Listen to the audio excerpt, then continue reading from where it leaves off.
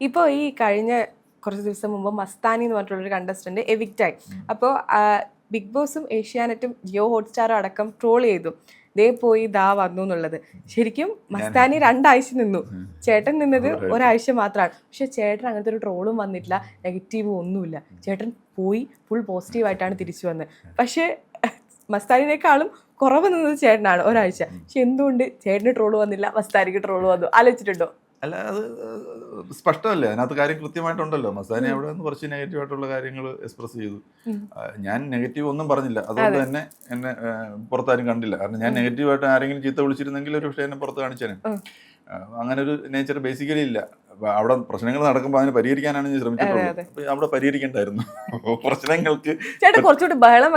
Petrol ഒഴിച്ചു കൊടുക്കുന്നവരെയാണ് അവിടെ ആവശ്യം. എന്തായാലും തീ പിടിക്കുമ്പോൾ കുറച്ച് പെട്രോൾ ഒഴിച്ചു കൊടുക്കുക, നമ്മൾ വെള്ളം ഒഴിക്കുന്നവരെ അവിടെ ആവശ്യമില്ലായിരുന്നുള്ള ആദ്യത്തെ ദിവസങ്ങളിൽ അങ്ങനെ വേണം. കാരണം ഫസ്റ്റ് ഡേയോ അല്ലെങ്കിൽ ഫസ്റ്റ് വീക്കിലോ എന്തെങ്കിലും ജെന്യൂൻ ആയിട്ടുള്ള ഇഷ്യൂസ് അങ്ങനെ ഉണ്ടായി വരില്ല. അത് ടൈം എടുക്കും. ഇപ്പോഴൊക്കെ എപ്പോഴും സംഭവങ്ങൾ, കാരണം ഇപ്പോഴൊക്കെ എല്ലാവരും ഫ്രസ്ട്രേറ്റഡ് ആയിട്ട് ഇത്രയും 10-50 ദിവസം അവിടെ നിൽക്കുക എന്ന് പറഞ്ഞു കഴിഞ്ഞാൽ അത് എന്തെങ്കിലും വിഷയങ്ങൾ എപ്പോഴും ഉണ്ടാവാം, പൊട്ടിത്തെറിക്കാം. ആ ദിവസങ്ങളൊന്നുമില്ല. ആ സമയത്ത് പൊട്ടിത്തെറികൾ കൃത്യമായിട്ട് ഉണ്ടാക്കിയേ പറ്റൂ എന്ന് അറിയാവുന്നവർ അവിടെ ഉണ്ടായിരുന്നു. അത് അവർ ചെയ്തുകൊണ്ടിരിക്കുകയായിരുന്നു.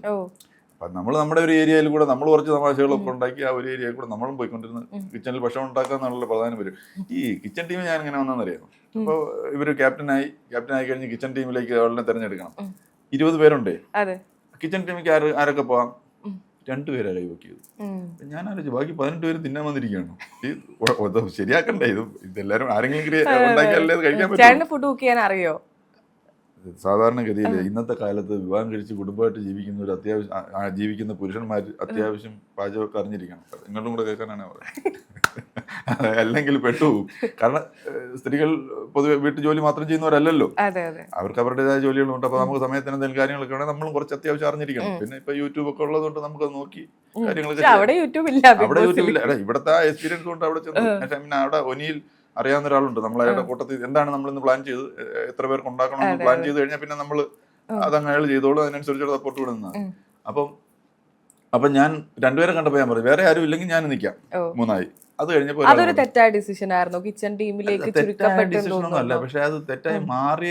പിന്നെ ആളുകളെല്ലാം പറഞ്ഞു കിച്ചണിലായി പോയതുകൊണ്ടാണ് കിച്ചണിലായി പോകണം. ഒന്നുമല്ല, കിച്ചണിൽ തന്നെ ഞങ്ങൾ തമാശ ഉണ്ടാക്കിയിട്ട് കിച്ചണിൽ ക്യാമറ ഉണ്ടായിരുന്നില്ല. കിച്ചണിലും ക്യാമറ ഉണ്ട്. അതെന്താ അറിയില്ല, അവർക്ക് കിച്ചണിലെ ക്യാമറ അല്ലായിരുന്നു വേണ്ടത്. അതല്ലേ, എല്ലായിടത്തും ക്യാമറ ഉണ്ട്, എവിടെ തിരിഞ്ഞാലും ക്യാമറ ഉണ്ട്. പക്ഷേ അവിടെ ഏതാണ് പുറത്ത് വരേണ്ടത്, ഏതാണ് കാണേണ്ടത്, ആളുകൾ പ്രേക്ഷകരിലേക്ക് എത്തിക്കേണ്ടത് എന്നുള്ള കൃത്യമായ ധാരണ അവർക്കുള്ളതുകൊണ്ട് അവരതാണ് എപ്പോഴും നോക്കുക. ഇപ്പൊ എനിക്ക് ബിഗ് ബോസിൽ ഒന്ന് പോകണമെന്ന് ആഗ്രഹമുണ്ട്. ഇപ്പൊ എല്ലാം കുറച്ച് കഴിഞ്ഞ് നമുക്ക് പോയി നോക്കണം എന്നൊരു ആഗ്രഹമുണ്ട്.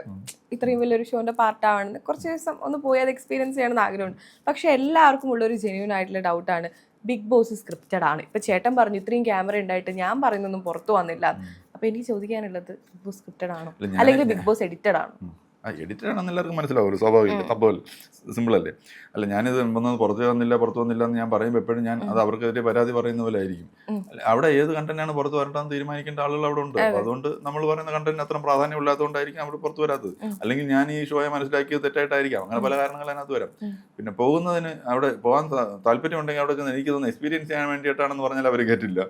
എനിക്ക് കപ്പടിക്കാനാണെന്നും അത്രയ്ക്ക് വാശിയോടെ ഞാൻ അവിടെ നിൽക്കും എന്ന് പറഞ്ഞാൽ മാത്രമേ അവരകത്തേക്ക് വിടുള്ളൂ.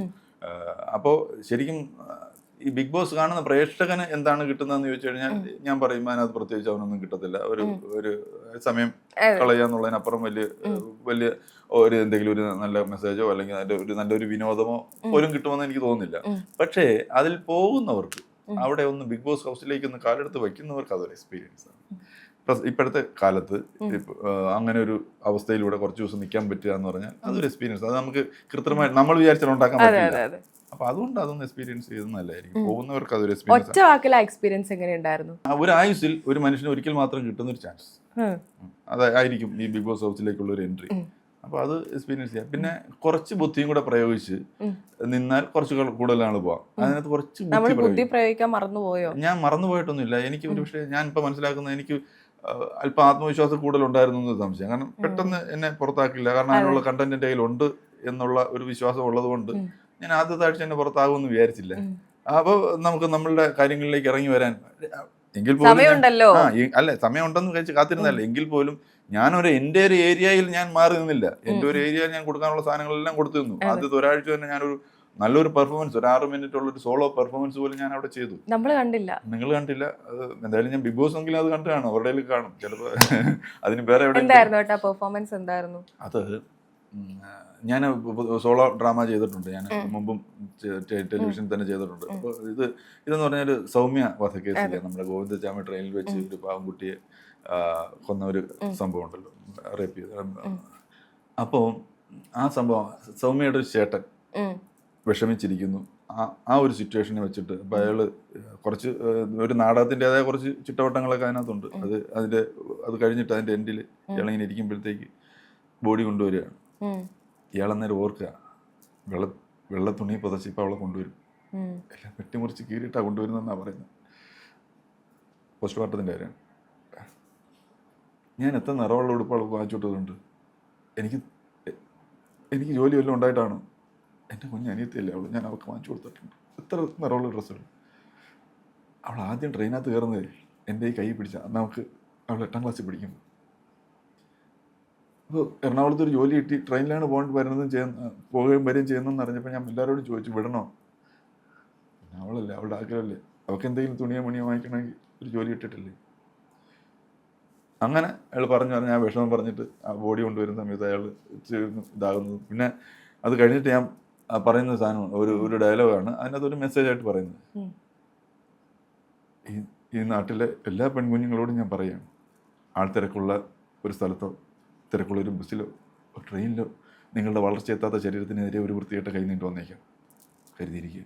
സൂര്യൻ കത്തിജ്വലിച്ച് ഉച്ചയ്ക്ക് മുകളിൽ നിൽക്കുമ്പോഴും കത്തിച്ചു പിടിച്ച ഒരു ചൂട്ട് നിങ്ങളുടെ കരുതണം, കാരണം നിങ്ങളെ സൂക്ഷിക്കാൻ നിങ്ങൾ മാത്രമേ ഉള്ളൂ എന്ന് പറഞ്ഞിട്ട് ഒരു പ്ലേ ഞാൻ സംഭവിച്ചു. അതിന് നാടകത്തിൻ്റെതായ മൂവ് ചെയ്തിട്ടൊക്കെ നമ്മൾ കാര്യങ്ങളാണ്. കരഞ്ഞോ അതിനിടയ്ക്ക് കുറച്ച്?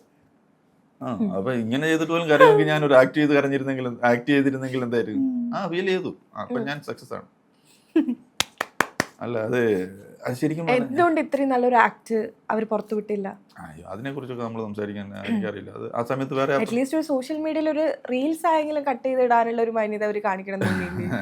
അല്ല, അതെ ഞാൻ പറഞ്ഞല്ലോ, ഈ ഷോ എങ്ങനെ കൊണ്ടുപോകണം, ഷോ എതിലേക്കൂടെ ഒക്കെ ഒഴുകി, ഷോ ഒരു നദിയാണെങ്കിൽ അത് എതിലേക്കൂടെ ഒക്കെ ഒഴുകി എവിടെയൊക്കെ തട്ടിത്തടഞ്ഞ് നല്ല കുത്തി ഒഴുകി ഒക്കെ എങ്ങനെ പോയി നദിയിൽ ചെന്ന് ചേരണം, അതായത് 100ാമത്തെ ദിവസം എത്തിച്ചേരണമെന്ന് കൃത്യമായിട്ട് പ്ലാൻ ചെയ്യാവുന്ന, അറിയാവുന്ന, അതിന് ബുദ്ധിയുള്ള ഒരു നല്ല ടീം അതിന്റെ പിന്നിലുണ്ട്.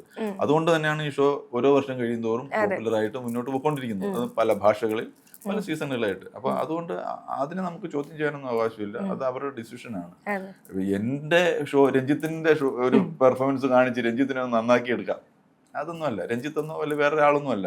ബിഗ് ബോസിനെ സംബന്ധിച്ച് അവരുടെ ഷോ ആണ്, അത് ചർച്ച ചെയ്യപ്പെടുക. പക്ഷെ ചോദിക്കേണ്ട ഒരു കാര്യം എന്ന് വെച്ചാൽ 100 ദിവസത്തെ ഡ്രസ്സ് എടുത്തിട്ടല്ലേ പോയത്? എത്ര പെട്ടി ഉണ്ടായിരുന്നു? അത് കുറെ 50 കിലോയ്ക്ക് മേളിൽ ഞാൻ കൊണ്ടുപോയി. എന്നെ സംബന്ധിച്ചിടത്തോളം നമുക്ക് ഈ സ്ലീവ്ലെസ് ടീഷർട്ടും ഷോർട്സും ഒക്കെയാണ് കൂടുതലുള്ളത്, അപ്പോൾ വലിയ വെയിറ്റ് ഇല്ല. അതേസമയം ഈ പെൺകുട്ടികളുടെ ഡ്രസ്സ്, അതിന്റെ ഓർണമെന്റ്സ്, ഇതെല്ലാം കൂടെ വെച്ച് നോക്കുമ്പോഴത്തേക്ക് ഒറ്റൊരെണ്ണം കൊടുത്തിട്ടില്ല. വീക്കെൻഡിൽ ആദ്യത്തെ എന്നെ സംബന്ധിച്ചിടത്തോളം എനിക്ക് സാറ്റർഡേ സൺഡേ ഇടാനായിട്ട് 2 കോസ്റ്റ്യൂംസ് തന്നു. ഈ ഡ്രസ്സ് പുതുതായിട്ട് വാങ്ങിയോ? പിന്നീട് ഈ ഷോക്ക് വേണ്ടിട്ട് മാത്രം വാങ്ങിയിരുന്നോ? പിന്നെ ആവശ്യം പോലെ വാങ്ങണ്ടേ? നമ്മൾ വീട്ടിൽ ഇട്ടുകൊണ്ട് നിൽക്കുന്ന എടുത്തിട്ട് പോകാൻ പറ്റുമോ? നമ്മൾ ഉപയോഗിക്കുന്നതിൽ കൊള്ളാവുന്നത് ഏറ്റവും നല്ല, അതായത് ഒരു പ്രാവശ്യം മറ്റോ 1-2 പ്രാവശ്യമൊക്കെ ഇട്ടിട്ടുള്ളത് മാത്രം എടുത്തിട്ട് ബാക്കിയെല്ലാം വാങ്ങിക്കില്ലായിരുന്നു.